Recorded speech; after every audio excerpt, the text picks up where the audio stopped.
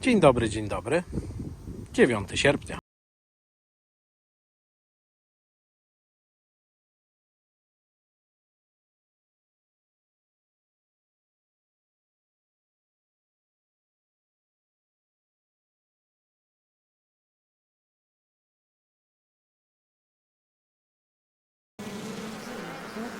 No dziś znowu otwieramy wszystkie ule, no takie życie, bo dziś mam zaplanowane wkładanie pasków. Lek dopuszczony w Polsce, no ale wiadomo, że tam wkładania pasków nie będę zbytnio pokazywał. Pewnie później pokażę, jak to wygląda osyp po tych paskach. Dzisiaj pszczoły noszą moim zdaniem kukurydzę, niestety. Chociaż zawsze to jakiś pyłek jest. Niskiej jakości, bo niskiej, ale zawsze jest. To może teraz wkleję, jak to wygląda wylot tutaj. No to chyba kukurydza zdecydowanie tutaj jest pyłek noszony. Nie jest on zbyt dobrym pyłkiem, no ale mają zajęcie. Przynajmniej na jakiś czas. Lepsze pyłki tutaj mają z tyłu. Chociażby ten. No i powrót to też wygląda mniej więcej w ten sposób. Może coś tutaj będzie widać. No noszą coś tam na tych odnóżach. Akurat tutaj trafiłem w tej chwili, że niewiele pszczół przylatuje z pyłkiem. Ale cieszy mnie to, bo moim zdaniem rodziny, jeśli chodzi o pokarm cukrowy, no są zakarmione wystarczająco w tej chwili. Najważniejsze, żeby w tej chwili nie utrzymywać głodnych rodzin, moim zdaniem, bo jak jest głód, to tworzą się różne choroby, różne patogeny się rozwijają i tak dalej, nie mówiąc o agresji.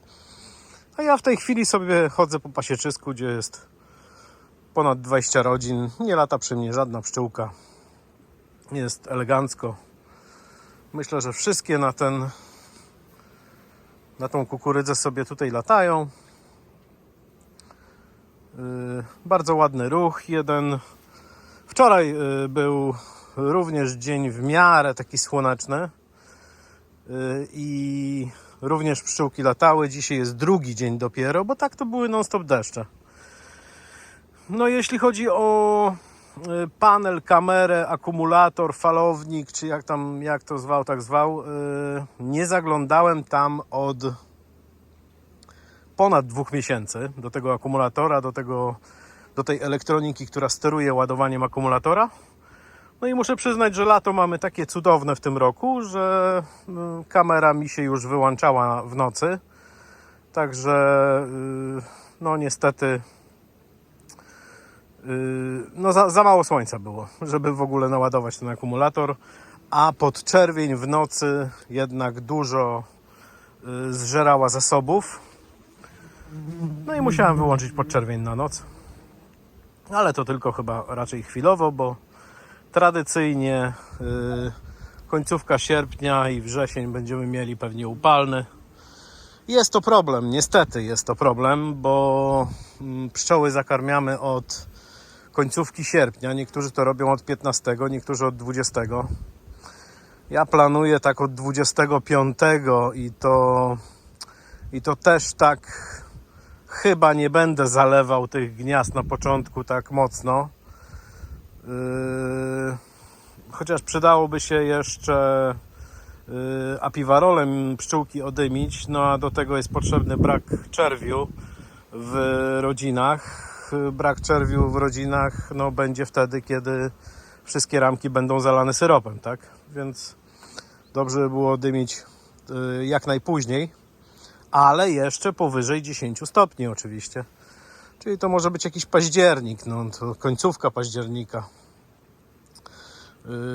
Bo to też może być bardzo ciepły miesiąc niestety w tym roku. I znowu może być taka sytuacja, że pszczoły sobie będą podjadać ten pokarm zimowy i będą się spokojnie rozwijać, będą czerwić, bo będzie ciepło. No. Na szczęście w moim terenie nie występuje spadź normalnie jesienią, więc na ramkach już nie będzie spadzi, nie będzie problemu, że pszczoły jedzą spadź w zimę i mają tam problemy z jelitami, bo wiadomo, że z tym miodem jest problem, jeśli chodzi o zimowanie. No zobaczymy, no może być ciekawa zimowla, to równie ciekawa jak w zeszłym roku, gdzie 1 stycznia pszczoły sobie normalnie latały. Także chyba zaczynamy. Sprawdzimy sobie ten ul, który tutaj ostatnio zerknąłem, że jednak matka jest. Można by było zerknąć tą najnowszą węzę. Nie wiem, czy tutaj była wsadzana, ale chyba nie, chyba w tym ulu nie była. Wsadzamy paski. No paski, jeden pasek dzielę na dwie części i idzie między, tak, chyba między drugą a trzecią z przodu, a drugi idzie między 7 a 8 z tyłu. I jeszcze dodatkowo zweryfikujemy tutaj akurat w tym ulu, czy jest jakieś czerwienie, bo pokarm ładnie wyjedzony. No jest raz, dwa, 3, 4, 5, 6, 7 i ramka pracy. 8 ramek z tego roku. No mamy ładnie wszystko zaczerwione, na środku przynajmniej. A z boku no, strasznie mi telefon przeszkadza, ale nie widzę tutaj jajek z boku, natomiast jest miseczka jakaś. Z tyłu za to no są jakieś jajka. Tutaj. I jest troszkę pokarmu, także źle nie jest. Matka, no matkę to chyba bez opalitka tu trzeba szukać jednak. Spokojne te pszczoły, nie? Dobra, odłóżmy, jest w miarę ciepło. Czy tutaj coś z boku jest? Nie, tu jajek nie widzę. No ale ramka również zaczerwiona i również pokarm się na niej znajduje. Z tyłu są larwy do jakiejś granicy.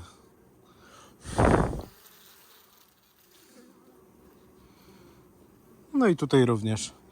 Matki tu nie widać, odkładamy.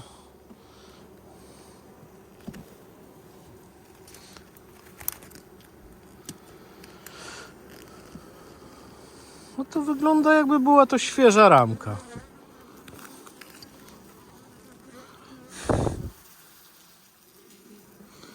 No i tutaj na razie czerwienia nie widać.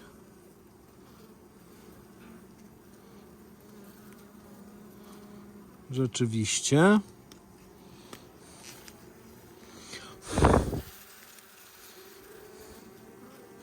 I z drugiej strony również. Czyli czerw jest rozdarty przez tą ramkę. Zobaczymy, jak dalej im to pójdzie. No jest tu pokarmu. Aż za dużo, także ramka jest taka no zalana, że tak powiem. Zdecydowanie za dużo pokarmu. Tu jest jakaś miseczka, nie wiem czy nowa, czy stara. Czy ja tą ramkę wyciągałem przy ostatnim przeglądzie. Nie zaczerwiona. Z drugiej strony również. I zalana ta ramka jest. Czyli za dużo dostały jednak ostatnio pokarmu. Pewnie jeszcze coś znoszą, to jest inna sprawa. Tu również jest zalane. Także mój błąd. O właśnie, tak to wygląda. Tutaj nawet zbytnio, nawet jeśli jest tu ta matka. No jajka widzieliśmy, więc chyba jakaś jest. Nawet jeśli jest matka, to nie ma zbytnio gdzie czerwić. Tutaj również, tu jest w ogóle ta rodzina źle prowadzona i przeze mnie, i przez matkę, bo są te nowe ramki. Nie wiadomo, czy ona się zdecyduje na czerwienie na nich.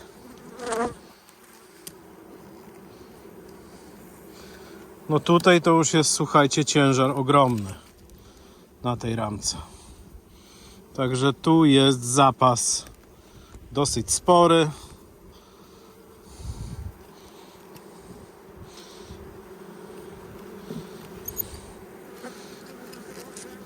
Trochę im tu pożonglujemy tymi ramkami.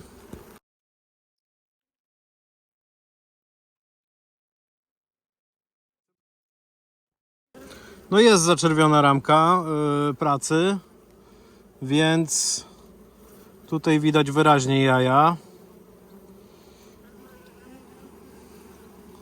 Więc tutaj matka została zmuszona do czerwienia na ramce pracy. Ciekawe.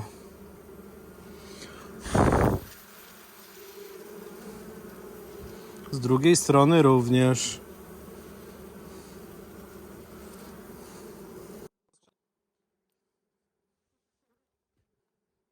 Troszkę pierzgi i pokarmu. Ramka nie jest lekka, ale nie jest też przesadnie ciężka. Także słabo. Za dużo pszczelarz dał cukru, tak mi się wydaje. Albo nie wziąłem pod uwagę tego, że czegoś mogły nas nosić. Dobra, słuchajcie.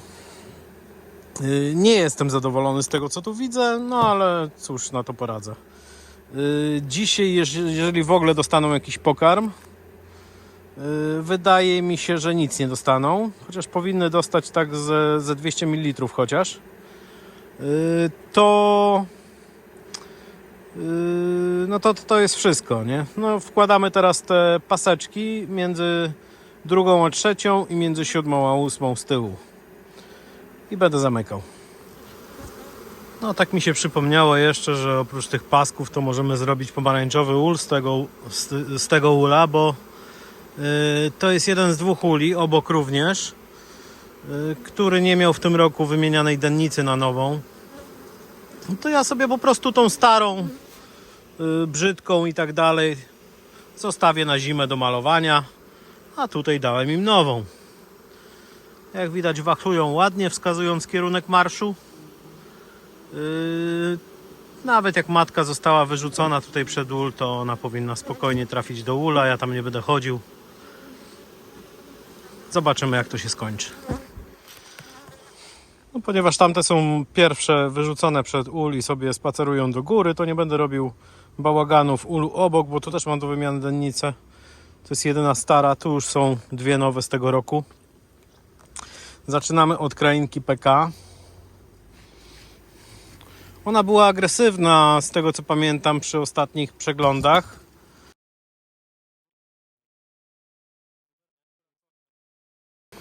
Nie podoba mi się ta matka, także ta matka będzie do zmiany. To jest córka krainki PK już w tej chwili.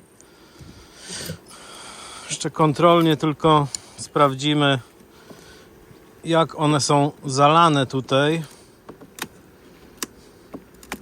Bo być może za dużo. Chociaż tutaj czerw to widać już na samej górze. Na tej ramce, na tej 4. Jeżeli ja dobrze widzę. No, tak fajnie to wygląda, nie? 0 pokarmu u góry. I pełna decha czerwiu. A tu na dole niezaczerwione. Ciekawe, co tu się stanęło. Tu nawet larwy jeszcze są.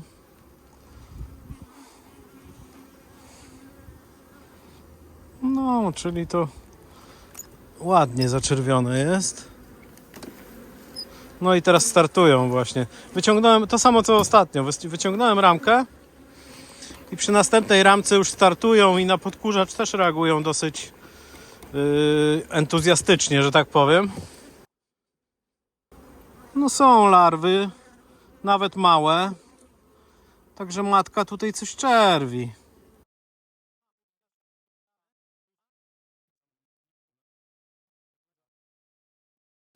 No są zalane, a z dwóch stron? No tak nie, ale lekka nie jest. To jest ramka pracy.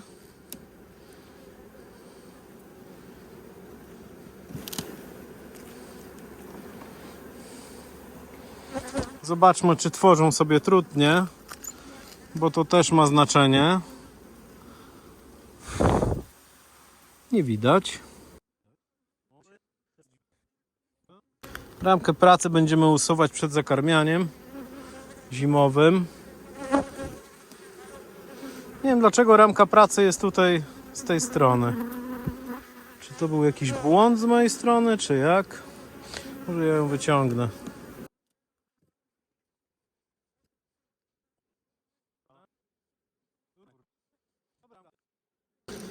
Tam, gdzie powinna być. I to jest ramka czwarta, ta z tym czerwiem. Więc wkładamy jako czwartą. No i wsadzamy pasek między drugą a trzecią, siódmą i ósmą. No, znaczy po pół paska. No i oczywiście zamykamy dennicę. No to o tym nie mówiłem, ale to jest sprawa oczywista, bo chcemy sprawdzić osyp 2 razy, nie? Znaczy kleszcza. To jeszcze może pokażę. 2 ramki stoją prosto, natomiast 6 ramek jest przekrzywionych po to, żeby tu była duża dziura i tu była duża dziura. Bo chodzi o to, żeby one się oczywiście o te paski jak najbardziej ocierały i roznosiły zapach i produkt, który jest na pasku, tak? Także po 2 ramki prosto, a środek przestrzelony. Tu chyba mamy jakąś świeżą węzę. To zobaczymy, co tu się dzieje. Tradycyjnie miałem wkładać tylko paski, ale jak zawsze znajdzie się chęć do przeglądania przynajmniej częściowego ula. O, ta węza mi podpada na nową, bo ma 4 kropki, nie? A 4 kropki to jest jakiś, z tego co pamiętam, końcówka lipca. No, jest cała zaczerwiona. O proszę, zobaczcie na samą górę, nie? Także to wszystko zależy od rodziny. Nie ma co zakładać od razu, że... O, patrzcie tutaj z boku. Zakładać od razu, że to jest nowa węza, więc pszczoły nie zaczerwią, wywal tą węzę i tak dalej. Tylko to jest kwestia rodziny. No, jeżeli... Zobaczcie, aż tutaj do samego końca. Jeżeli ktoś tam ma pszczółki jakiejś tam linii, no to niekoniecznie ta węza musi być zaczerwiona, a ta jest nawalona, słuchajcie, ja tu zbliżę oczywiście później, jak będę film robił, to sobie zobaczycie, ale no nawalona jest dokumentnie.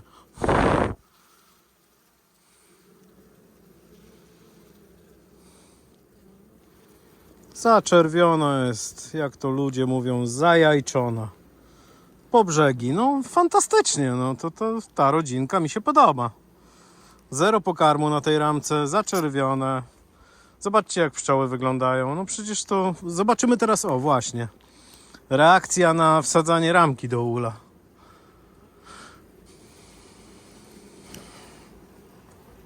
Tam już jakaś pszczoła się zgniotła. I kolejna. Tak mi się wydaje przynajmniej. No tu się nic nie dzieje, nie? No ale pszczoły jest dużo u góry, więc no trzeba by było ten pokarm, kurczę, sprawdzić. No bo skoro w niektórych rodzinach przesadziłem, no to pytanie, jak wygląda to w innych. No i to tak to wygląda. Szybka robota na pasiece, nie?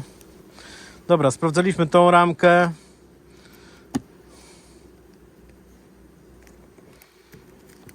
Zerknijmy tą. To już widać, że to jest ramka z 2 kropkami, czyli to jest początek czerwca. Cała jest zaczerwiona. Tu nie ma 2 zdań.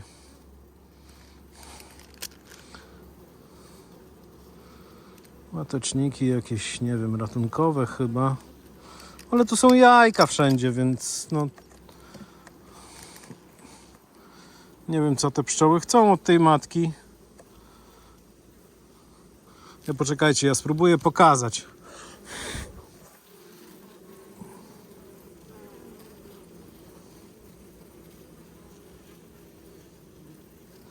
No, ja tego nie widzę, co pokazałem, bo ja zbliżenie teraz mam niezbyt duże. Ciekawe, jak tu wygląda ramka pracy.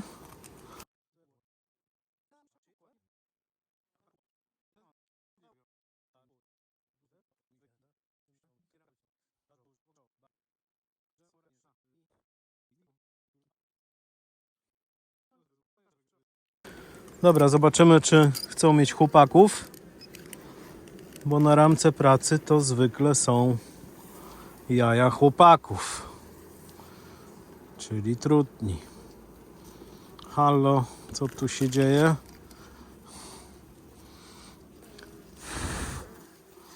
No jak widać, chłopaków nie chcą mieć. Te komórki oczywiście są większe, dlatego mówi się na to, że to są komórki trutowe, bo w większe komórki matka składa czerw trutowy, czyli męski.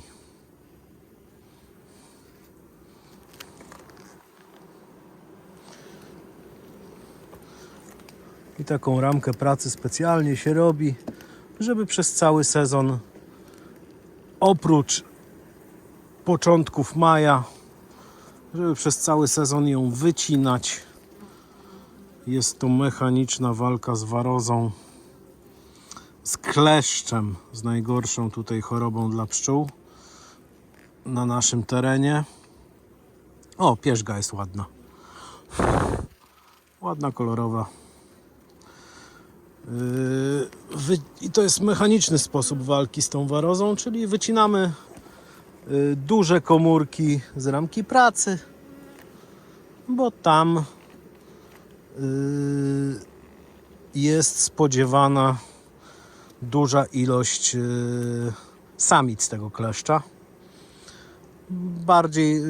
Bardziej lubi podobno wchodzić w komórki te trutowe niż zwykłe. Jeszcze dodatkowym tematem jest temat taki, że ramkę pracy zwykle się daje drugą od brzegu, z uwagi na to, że naukowo dowiedzione jest, że najwięcej kleszcza w ulu jest na drugiej ramce z brzegu. Czyli nie dość, że ramka pracy ma duże komórki i kleszcz tam lubi wchodzić, to jeszcze jest druga z brzegu, tym bardziej kleszcz lubi wchodzić. W styczniu produkujemy trutnie, czyli pozwalamy na to, żeby tam się wygryzła w maju, żeby się wygryzły samce, bo ktoś musi zapładniać te matki, do tego są samce. Natomiast każda późniejsza ramka, zasklepiony czerw się wyrzuca, przetapia, żeby przy okazji przetopić też kleszcza, który znajduje się na tych ramkach. Taka dygresja mała, nie? Teraz się zastanawiam, która to była ramka. I przygotowujemy się do wsadzenia pasków. Aha, i do wymiany dennicy. Właśnie, dennica.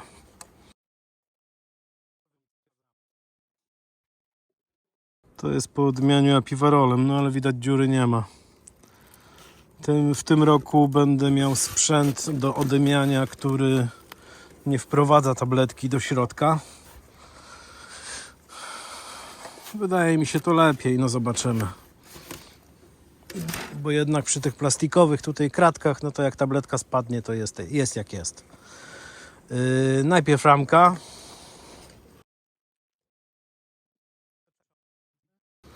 To jest druga część maja. To jest pierwsza część maja. Nie widzę nic zaskakującego. No może sobie wyciągniemy tak z ciekawości.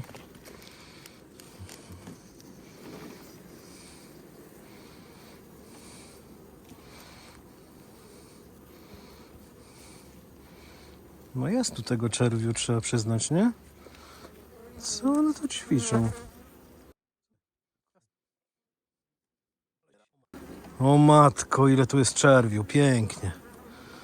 No będzie tutaj pszczółki zimowej. No ładnie ty tu, mamusia, szalejesz. Przyjemnie na to popatrzeć. O, stary, nowy. Także jest ciągły rozwój rodziny. Mówię oczywiście o czerwiu. Czerw ten jest ciemniejszy od tego, więc po prostu to się wygryza, a już idzie za sklep nowego czerwiu. Czyli taki ciągły rozwój na tej ramce. Bardzo ładnie. I mamy teraz, ta rodzina ma mniej pokarmu, bo ma praktycznie 2 razy więcej pszczoły niż ta z boku.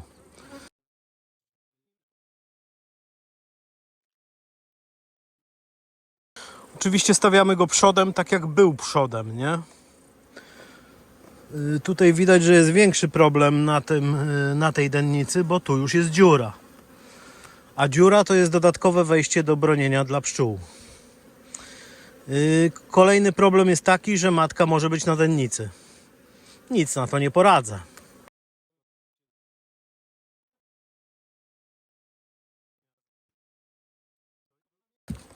Widać, dziewczyny się denerwują, bo nie mają gdzie wlecieć, nie?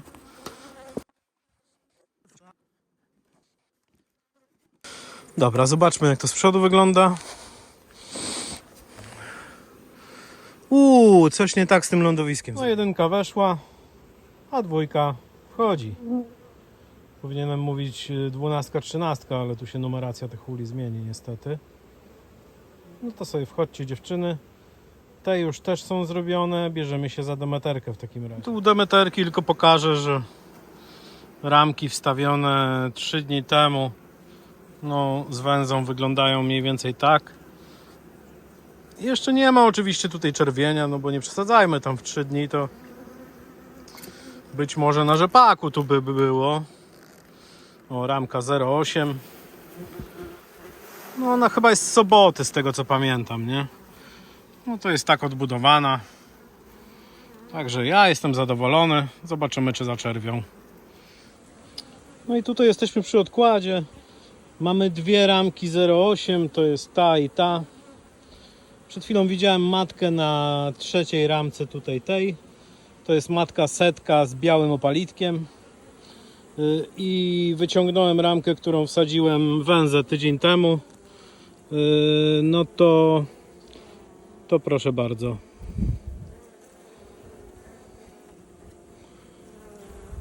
Węza odrobiona, ramka zaczerwiona. A jeszcze z drugiej strony to tak wygląda ramka wsadzona tydzień temu albo 4 dni temu, już nie pamiętam. Jakby ktoś się zastanawiał, czy warto teraz węzę wkładać przy stymulacyjnym podkarmianiu. No to tak to wygląda. Także obydwie ramki odrobione, a ta już nawet zaczerwiona.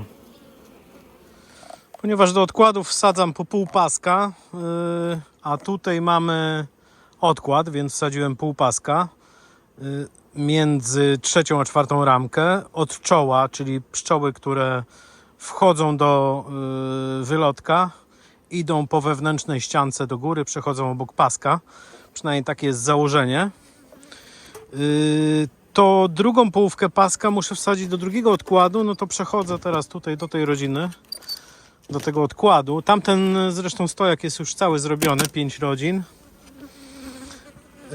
I tutaj mamy problem chyba, a przynajmniej możemy mieć problem, bo ja widziałem na kamerze, że tutaj mógł być rabunek na tym odkładzie. Niezbyt taki intensywny, po prostu pszczółki sobie wlatywały i wylatywały z innych uli, tak niezbyt intensywnie. I się zastanawiałem sam, czy to jest rabunek, czy nie. No ale jeżeli było tutaj pobieranie jakiegoś pokarmu, no to tego pokarmu powinno w tej rodzince w ogóle nie być, tak? Ramka jest bardzo lekka, mimo że jest tutaj, no coś tutaj się mieni. To jest bardzo lekko. Nie powinienem tego odkładać. Tutaj jest czerw i jest u góry wianuszek z... Na dole zresztą też. Tutaj są jakieś larwy. Coś tu jest zaczerwione. Zobaczymy, czy tu matka jest jeszcze.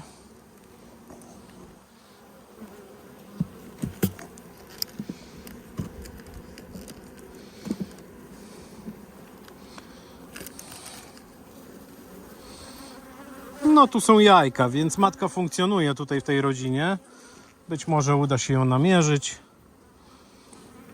Tutaj też widzę 2 jajka.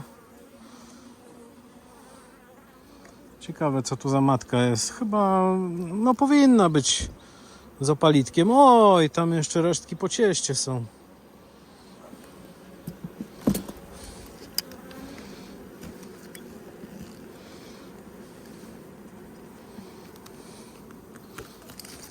Dosyć ciężka ramka, ale to głównie przez czerw i pewnie przez pszczoły.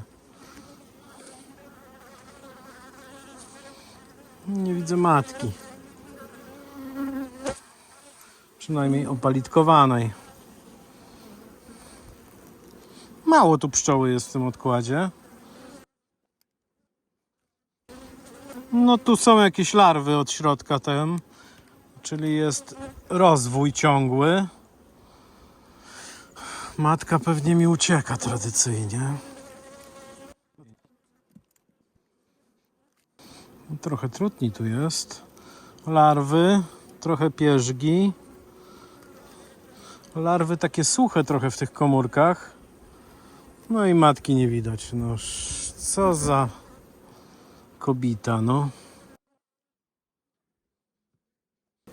Dobra, matki nie będziemy szukać, bo były jajeczka, więc przyjmijmy, że matka jest i funkcjonuje. Zobaczymy za jakiś czas.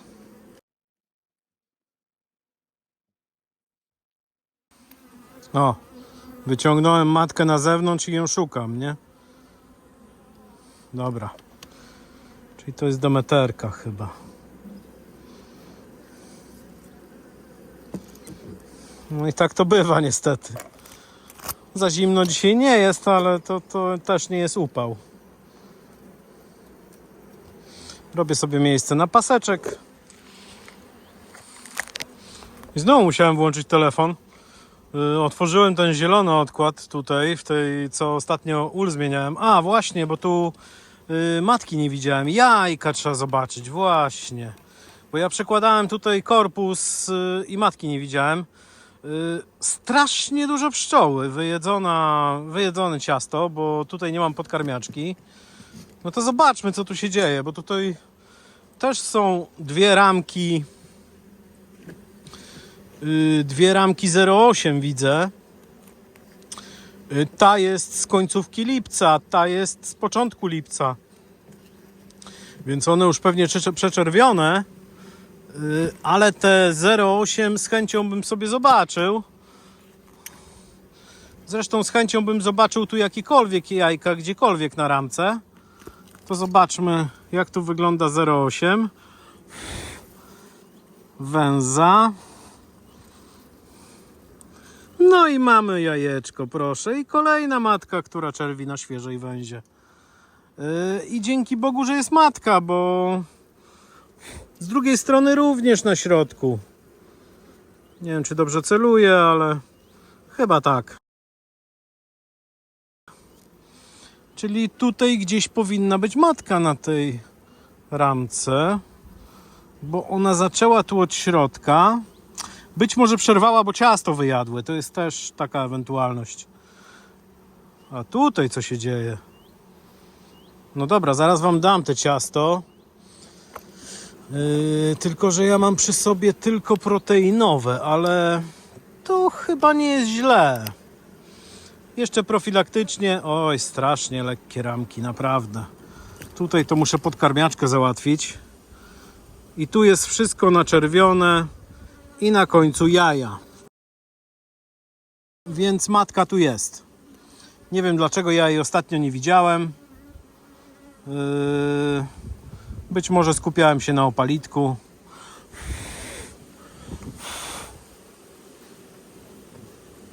Ale tutaj mamy wszystko zaczerwione i pełno jajek. Bardzo ładnie. To ja już wam tu nie będę przeszkadzał, dziewczyny. Tylko znalazłem tutaj w jednym z uli znalazłem ciasto proteinowe, to je dostaniecie. I to tyle. I wkładam pasek oczywiście. Także to tyle z tej rodziny i tyle o... A, może jeszcze, przepraszam. Może jeszcze ramka druga z brzegu.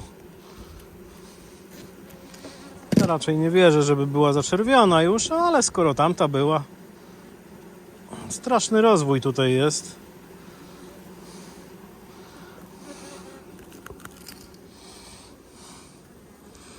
No ta jest troszkę mniej, nie wiem czy można tak powiedzieć, że jest mniej odrobiona.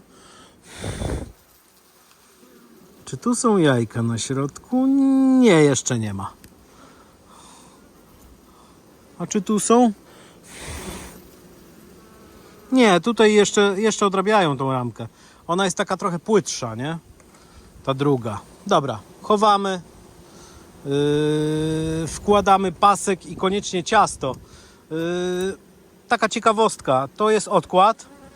Podejrzewam, że do meterka, nie sprawdzałem jeszcze. Ciasto zjedzone dokumentnie, nawet nie wiem kiedy. Natomiast tam w zielonym ulu jest rodzina produkcyjna. W tym samym czasie wsadzane ciasto, nawet połowa nie zjedzona. Także albo tamte mają gdzie co nosić, albo jest ich bardzo malutko już. Dobra, składamy. No jeszcze tak, relacja z pomarańczowego. Wsadzałem ostatnio ramkę tutaj 0,823. Również odrobiona i z jednej strony są parę sztuk jajeczek. Matka 70, widziałem ją na 4. ramce z czerwonym opalitkiem. To jest alpejka. Także funkcjonuje. Ramek jest tutaj. Przydałaby się ta 10, szczerze mówiąc, ale no dzisiaj nie mam, więc tak zostawię. No miało nie padać, miało. Tradycyjnie. No i widać wyraźnie, że trutnie wracają o godzinie 16 z lotów godowych. Ciekawe, że nikt tego jeszcze nie zbadał. Gdzie one latają, po co latają, skąd wiedzą jak latać, w które miejsce i tak dalej. I matki to samo, jak się spotykają z tymi trutniami. No tutaj do tego odkładu jest sporo trutni powracających. Słychać zupełnie inny dźwięk w momencie, gdy truteń leci, to oczywiste. Ciekawe to jest. I tutaj również trutnie wracają z lotu godowego. Jak widać. Także unasiennianie jeszcze cały czas trwa. No tutaj jesteśmy, drugi odkład w rzędzie odkładowym. I tutaj chciałem sobie nagrać, żeby później zapamiętać, bo tak będę pamiętał, żeby sierpniowe filmy oglądać, jeśli chodzi o matkę. Wydaje mi się, że 51 alpejka. Funkcjonuje, chociaż tutaj na pierwszej ramce chyba trochę czerwiu trutowego narobiła, ale to nie przeszkadza, wiadomo. No dobra, no to wsadzamy pasek i zobaczymy, jak to będzie wyglądać. Także ul zamykam. I mamy kolejny ul, to jest 4. tu w tym rzędzie. Wyciągnąłem sobie 4. ramkę, bo nie nagrywam dzisiaj wszystkiego. No to chyba nie jest alpejka. Może po numerze później dojdę. Co ty tu masz, kobieto? 74? Zobaczymy na filmie. Ale zaczerwione ładnie. Czekajcie, gdzie ona tu jest? Tutaj. I tu również 2 ramki 0823. Ładnie są odrobione. Jajek jeszcze na nich nie ma, ale bardzo ładnie odrobione. Zresztą tu jest bardzo dużo czerwiu. Także wkładam pasek i zamykam. I tutaj ostatni odkład. Tutaj moim zdaniem jest alpejka. Nie alpejka, tylko zobaczymy później, jaki to jest opalitek, ale to jest kaukaska moim zdaniem.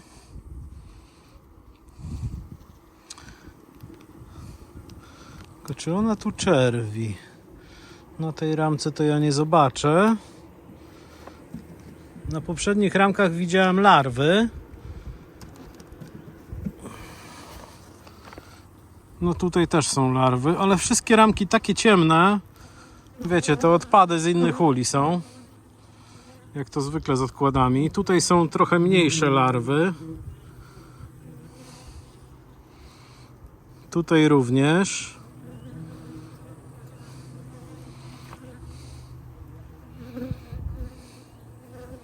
Co one tu porobiły? Czy tu matecznik kiedyś był, czy co?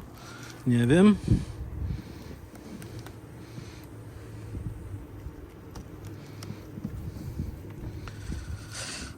O matko, no ona tu nieźle pojechała. Tutaj sobie zrobię zbliżenie, bo wiecie, na telewizorze to ja zobaczę, jest lepszy kontrast niż w rzeczywistości. A tutaj mogę nie widzieć tych jajek. Taka jest sytuacja, to już zauważyłem kiedyś, że na telewizorze lepiej widać. Tu jest jaśniej, to może zobaczę. Tak, tu są jajka. Tu wyraźnie widać. Dobra, czyli matka funkcjonuje, matka ma wszystko zaczerwione. Rodzina będzie ogromna, bo już w tej chwili jest na 8 ramkach. Także no wkładamy pasek i zamykamy. No tutaj ten ul po zazielonym, pozostałość po matce setce. Już myślałem, że coś tu jest nie tak, bo pszczoły strasznie rozbiegane. Ja wiem, że padał deszcz i tak dalej, ale chyba nie pierwszy raz one są tutaj rozbiegane. Także trzeba będzie sprawdzić tą matkę. Na szczęście trafiłem na jajka, więc matka jest. Jajka świeże, nawet złożone mniej niż 3 dni temu. No więc składamy i wsadzamy 2 razy pół paska. Bo do odkładów wsadzałem po pół paseczka, tak? Do wszystkich.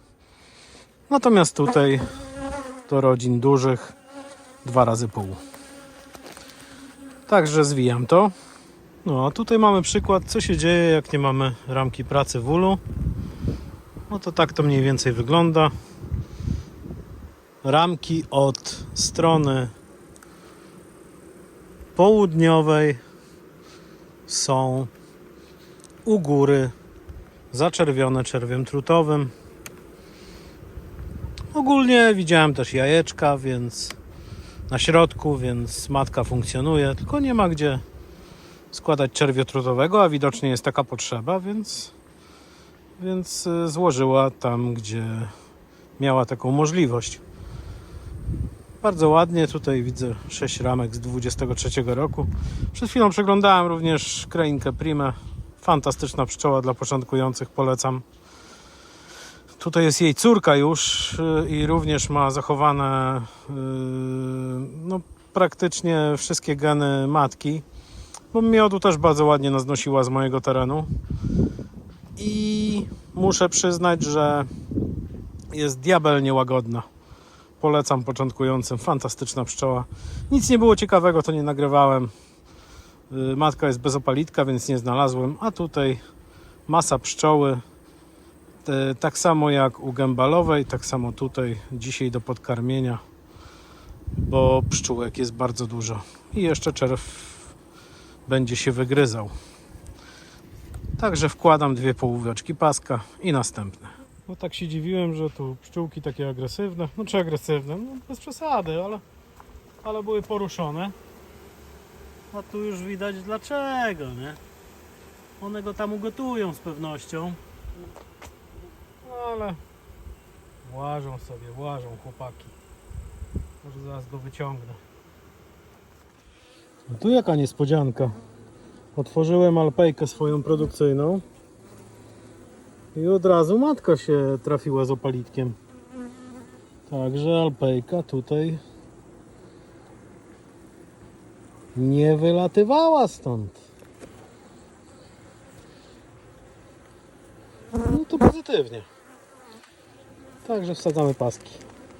No i godzina 18. Udało się otworzyć dzisiaj wszystkie ule, przejrzeć wszystkie ule. Niektóre, jak wyciągnąłem pierwszą ramkę i zobaczyłem jajka, to sobie darowałem i wkładałem tylko pasek. No i tak było robione we wszystkich. Niestety po godzinie 16 przeglądanie tych uli nie było zbyt komfortowe. Pewnie z uwagi na pogodę albo godzinę, nie wiem. Na pewno porę roku, bo w sierpniu to tak pszczoły nie lubią, jak się im próbuje coś ukraść, a niestety intruz to jest zwykle kradzież. Zielony ul, no jest tu trochę osypu po tym pasku. Pasek jest tutaj od godziny mniej więcej 12, więc od 6 godzin. Parę pszczół zleciało. Ale tak bywa, jeżeli są pszczoły w jakimś stopniu porażone jakimiś chorobami, to na te paski tak reagują. Wszędzie mamy dennice zamknięte, nie ma wentylacji, a przynajmniej jest ograniczona w maksymalnym stopniu, czyli dennica i podkarmiaczka, no to prawie cała płaszczyzna u góry, nie? Wyjątkiem są ule drewniane, które mają pajączki po 4 sztuki u góry.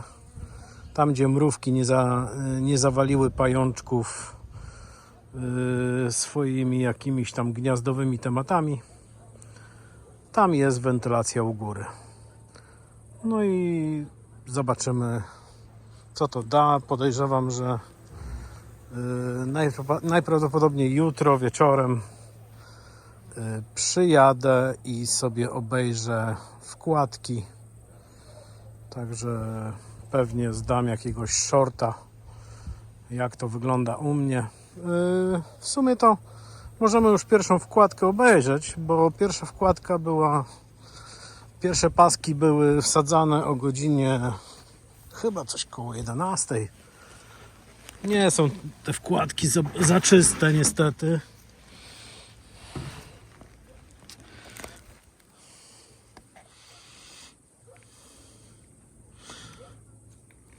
O, tu jest jeden osobnik, moment, bo nie wiem, gdzie jest obiektyw, czekajcie.